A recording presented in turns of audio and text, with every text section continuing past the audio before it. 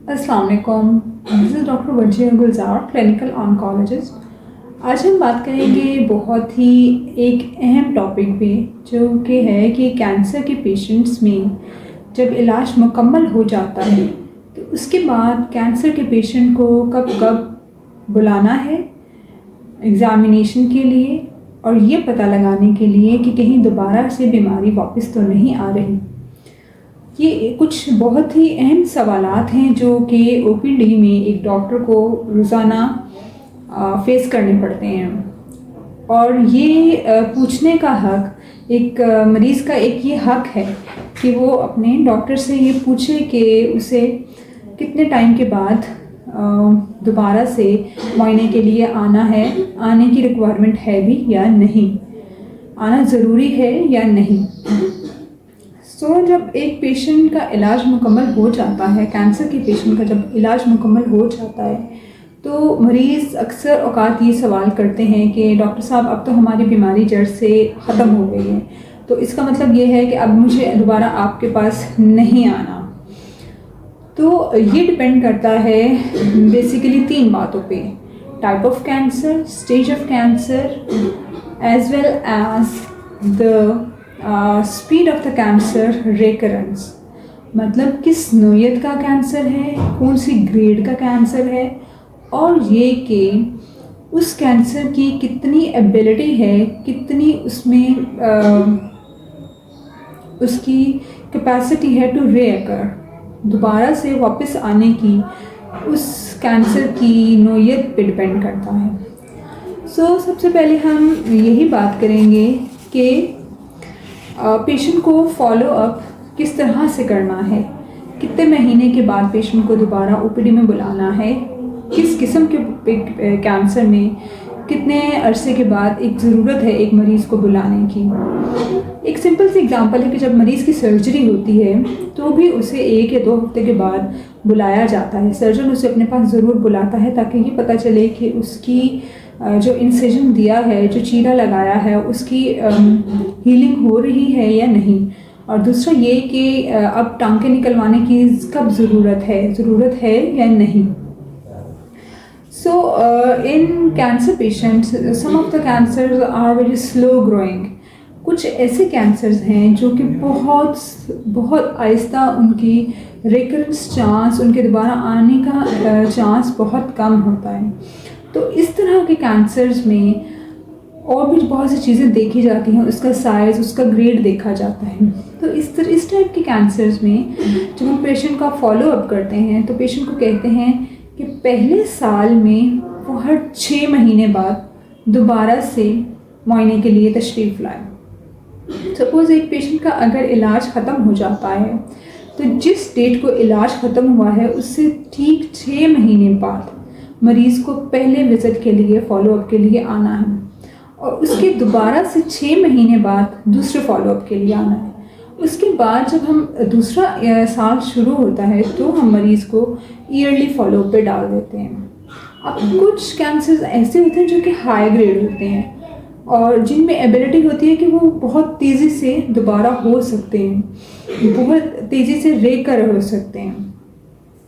तो ऐसे पेशेंट्स को हम कहते हैं कि पहले साल में हर 3 मंथली अपना विज़िट करवाएं, यानी हर 3 महीने के बाद आकर एक दफ़ा अपना मुआयना ज़रूर करवाएं, और ये फिर उसका मुआयना पहले साल में 3 महीने कंटिन्यू रह पाए, और अगले साल में उसका ये वाला जो 3 महीने का पीरियड है ये इंक्रीज़ कर दिया जाता है टू 6 मंथ्स। ये दो इम्पॉर्टेंट फैक्टर्स हैं। अब कुछ कैंसर्स ऐसे होते हैं जिनमें फर्स्ट रेकरेंस चांसेस कम होते हैं, वो बहुत स्लो ग्रोइंग होते हैं, लेकिन ऐसे कैंसर्स का हम प्रोलॉन्ग फॉलोअप रखते हैं। मतलब ये कि अगर एक लो ग्रेड सार्कोमा है तो उसमें हम मरीज़ को हर 6 महीने बाद बुलाएंगे, लेकिन 5 साल तक मतवातर उस मरीज़ को हम अपने पास फॉलोअप पे रखेंगे, क्योंकि आफ्टर 5 इयर्स ये बहुत देखा गया है कि 5 साल के बाद ऐसा भी हो सकता है कि मरीज़ को वही वाला कैंसर दोबारा से आने की उसमें चेंजेस आ रही हों और उसी जगह पे कैंसर दोबारा से आ सकता है, या फिर ऐसे होता है कि वो वाला कैंसर वहाँ पे नहीं, अपनी प्रीवियस जगह पे नहीं, लेकिन जिस्म के और अज़ा में अपने जरासीम छोड़ सकता है। सो ये एक इम्पॉर्टेंट क्वेश्चन है। So the followup depends upon the type of the cancer, the speed of the cancer and the stage of the cancer और the grade of the cancer. अब नेक्स्ट क्वेश्चन जो एक मरीज़ आके पूछता है ओपीडी में, वो ये है कि डॉक्टर साहब, अब हमें तो 5 साल हो गए हैं, तो अब हमने फॉलोअप अपना कब स्टॉप करना है? तो पहले कुछ साल तो हम ऐसे मरीज़ को यही एडवाइस करते हैं कि पहले कुछ सालों में तो मैक्सिमम वो फॉलोअप करवाए अपना, यानी कि अगर वो high grade local recurrence chances ज़्यादा हैं तो हर 3 महीने बाद, और अगर पहले 2 साल के लिए, और अगर लोकल रिकरेंस चांसेस कम हैं तो हर 6 महीने बाद पहले 3 साल में वो अपना मुआयना करवाएं। अच्छा, अब कुछ कैंसर्स ऐसे भी हैं जिनमें चांस ऑफ रिकरेंस बहुत मिडल में आ जाता है। तो ऐसे केसेस में हम कहते हैं कि 6 महीने के बाद मरीज़ अपना मुआयना दोबारा से करवाएं, और एक दफ़ा आके अपने ट्रीटिंग फिजिशियन से कंसल्टेशन मस्ट ले, अपना मुआयना पूरी तरह से दोबारा से ज़रूर करवाएं। अब नेक्स्ट क्वेश्चन जो मरीज़, एक पेशेंट हम फॉलोअप पे रखते हैं और जो वो करना चाहता है, वो है कि डॉक्टर साहब हमें कौन कौन से खून के टेस्ट कौन कौन से करवाने हैं ड्यूरिंग फॉलोअप। सो जब की रिसर्च हुई और क्लिनिकल ट्रायल्स दोबारा आए, तो इस टॉपिक पे ये बहुत बात हुई कि फॉलोअप पेशेंट का किस तरह से करना है। सो इसमें फॉलोअप में लैब्स की इतनी ज़्यादा कोई इंडिकेशन नहीं है। हाँ, ये है कि मरीज़ को बाकायदगी से, जब आपने मरीज़ को 6 महीने के बाद बुलाया है, तो जब डॉक्टर अपने मरीज़ को देखता है तो उसके बाद वो उसकी कंप्लीट हिस्ट्री, उससे सारी उसकी बीमारी के बारे में पूछताछ करता है, और साथ ही साथ ना सिर्फ पूछताछ बल्कि साथ साथ उसका मुआयना भी करता है। अगर डॉक्टर ये समझे कि मुआयने पे किसी भी किस्म की कोई तब्दीली आ गई है, तो फिर ये एक सस्पिशन रेज कर देता है कि कहीं दोबारा से कैंसर होने का खदशा तो नहीं हो रहा।